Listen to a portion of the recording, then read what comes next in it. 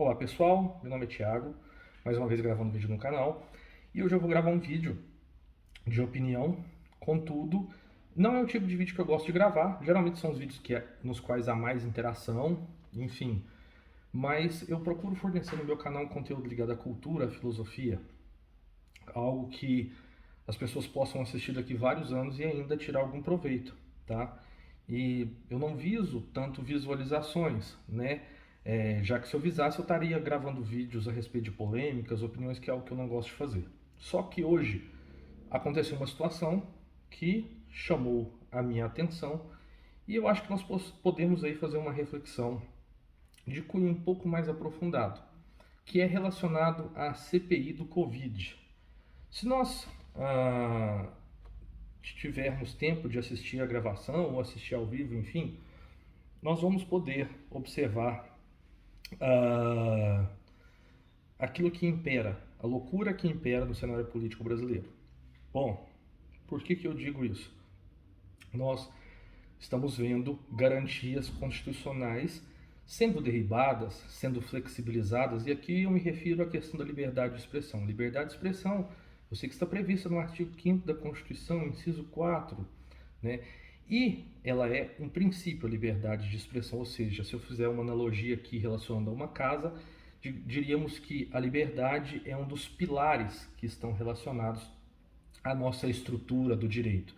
Sei também que essa liberdade de expressão possui limites naquilo que se refere ao cometimento de crime. Eu não tenho liberdade para poder difamar ou caluniar ou injuriar alguém. É claro, eu posso fazer, mas tenho que responder penalmente.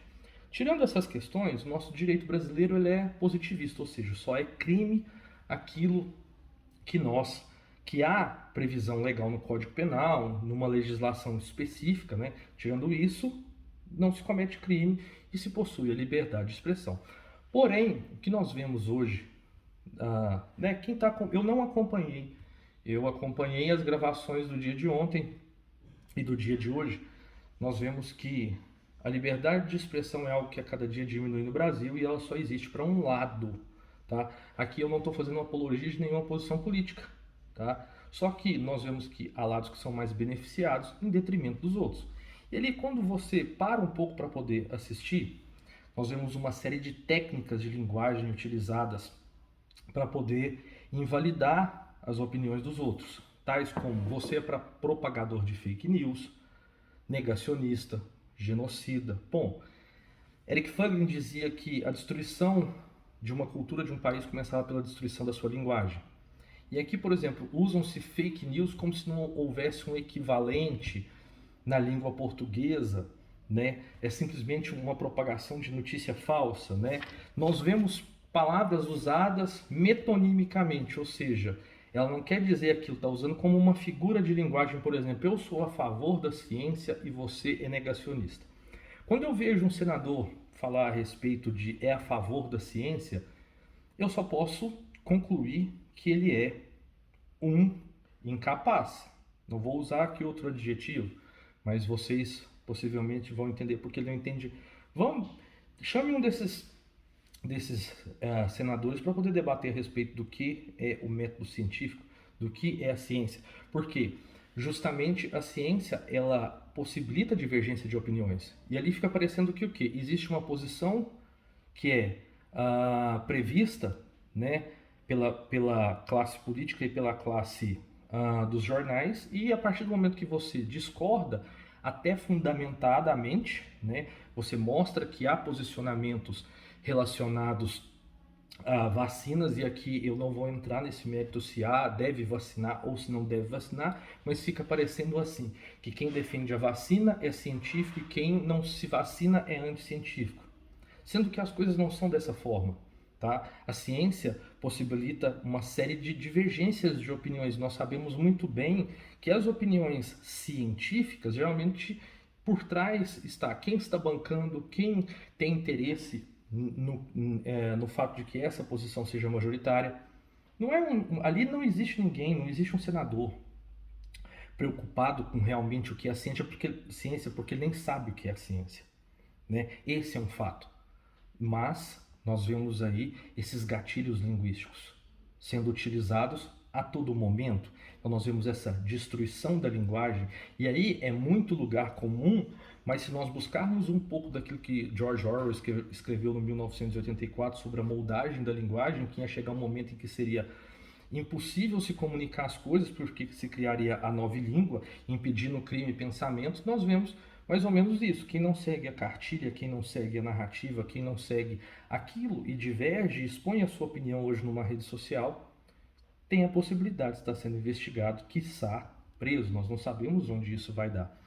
E são vários os fatos que me causam ojeriza. Por exemplo, senadores que participam de uma bancada do comitê, né, da CPI ali, presidentes, relatores, que são pessoas que são investigadas e ali estão arrotando ares de idoneidade. Parece que eles estão no Monte Olimpo e dali saem todas as ordens para os meros mortais.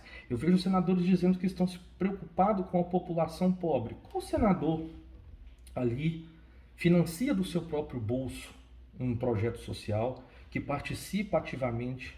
Eu vejo políticos que recebem um salário com cifra de 5 dígitos, quiçá 6 dígitos, rodeados de assessores com verbas de gabinete. Digitem no Google, tenham esse interesse, pesquise quais são os benefícios que um senador recebe por ser senador. Auxílios moradia, auxílios à saúde, auxílio não sei o que, auxílio não sei o que.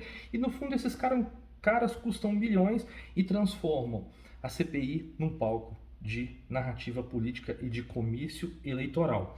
Eles gostam muito de chamar os outros que discordam deles não só de negacionistas, propagadores de fake news, genocidas, mas eles gostam de chamar eles de retóricos. Senadores, definam para mim o que é retórica, porque se os senhores hoje vivessem na Grécia Antiga, provavelmente os senhores seriam taxados de retores, né? Aquela linguagem instrumentalizada, aqueles caras que estão interrogando alguém que está ali e já dão a conclusão ou indício de conclusão na pergunta. Vocês deveriam ter advogado, porque me parece que alguns aí devem ter algum cursinho de direito aí e devem arrotar áreas de estar inscritos na OAB e não sabe que você não pode fazer uma pergunta dessa forma. E o presidente ali, em nenhum momento ele indefere a pergunta ou ele veta a pergunta, já pressupondo, já antevendo que na pergunta está a conclusão, né? Nós vemos também senadores utilizando os seus tempos, né, para simplesmente retórica, tá? E qual que é a finalidade da linguagem retórica?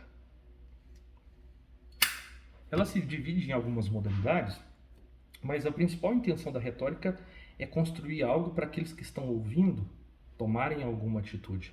Ela visa que o ouvinte, né, nós vemos isso muito no tribunal do júri, onde o advogado de defesa faz a sua defesa verbal, e ali é uma modalidade da retórica judicial. Ou seja, eles partem de algumas premissas e às vezes verdadeiras ou falsas, mas o que eles buscam é a comoção daqueles que estão ouvindo. O que eu vejo é um discurso sendo usado de palavras vazias. Eu vejo a palavra democracia sendo usada como desculpa para se implantar uma unanimidade de opiniões. O autor Bertrand de Juvenel vai escrevendo um livro sobre o poder e vai mostrar que o poder ao longo da história ele só se concentrou, e hoje nós vemos tudo sendo usado como Estado democrático de direito, processo democrático, quando na verdade eles estão utilizando essas palavras para calar a boca daqueles que discordam deles. É isso que alguém que tivesse interesse, independente do seu posicionamento político, assistir uma CPI, é essa a conclusão que ele vai tirar. Arrotam currículos científicos e se esquecem que nos países dominados pelo comunismo, o Yomi Rayo Pachepa vai falar isso no livro dele, Desinformação, vai demonstrar como currículos podem ser fabricados. Isso é uma coisa muito simples. Ademais, o fato de você ter um excelente currículo, Lattes, um mestrado, um doutorado, não te dá o cetro do poder. Você pode ter conhecimento, mas você não tem sabedoria para lidar com uma situação na vida real.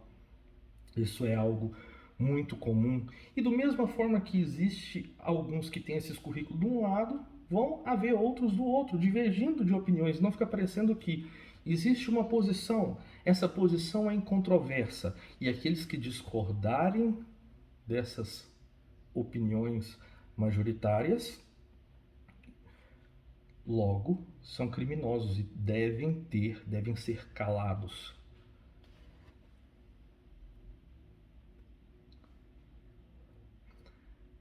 Eu tive a experiência de criticar políticos em redes sociais, inclusive o prefeito da minha cidade, ele me bloquear. Eu espero que eu tenha a possibilidade de um dia encontrar pessoalmente para procurá-lo e saber por que eu fui bloqueado, né? Danilo Gentili disse uma frase bem interessante com a qual eu concordo, que no Brasil as coisas são invertidas. O povo tem medo do político e não o político tem medo do povo. Medo no sentido de que o político é alguém que está investido de um mandato por um período. Ele não é acima do bem e do mal, ele não está acima da lei de modo que ele não deve prestar contas do serviço que ele presta. Tá? É uma mera prestação de serviço, e o que nós vemos no Brasil é deuses. Vi ali um senador dizer que tal coisa está chancelada pelo Estado. O Holodomor também foi chancelada pelo Estado. A morte das pessoas na China de fome também foi chancelada pelo Estado. Então, até que ponto é interessante seguir a opinião do Estado, né? Vi outro citando que ele veio de uma comunidade de base, que ele tem orgulho de uma comunidade de base, que ele era católico. Todos sabem que as comunidades de base no Brasil servem para instrumentalização política, tá?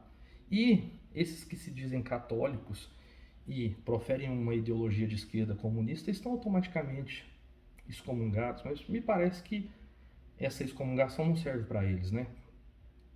Quis citar que o depoente deveria seguir o Evangelho segundo Jesus Cristo. Me parece que ele não sabe que Jesus Cristo não deixou nada escrito, né? Ou ele quis juntar o Evangelho segundo o Espiritismo e ele jogou a palavra Jesus. Me parece que ele simplesmente não sabe nada, mas arrota áreas de idoneidade, de caráter ilibado. Isso me assusta. Isso me mostra o quanto é podre a camada política brasileira. E hoje, graças a Deus, em razão da internet, nós podemos ter acesso em tempo real ou gravado dessas questões e podemos tomar mais consciência, estamos mais conscientes. Porém, voltando ao pilar da liberdade de expressão, a cada dia eu vejo ele sendo solapado. E ele é, sem sombra de dúvida, um dos pilares mais importantes da República. E aí eu me pergunto, o que vai acontecer quando esse princípio for totalmente mitigado e puder vigorar apenas a opinião de uma classe que não tem nenhum contato com a realidade?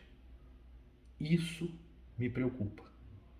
Espero que vocês tenham gostado, quem assistiu até agora.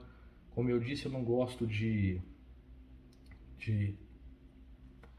fazer esse tipo de vídeo, mas essa CPI é uma excelente radiografia da classe política nacional e de como a instrumentalização da linguagem como eu a utilizo para destruir meu oponente, né? Simplesmente porque ele discorda de mim, né? Um abraço, até a próxima.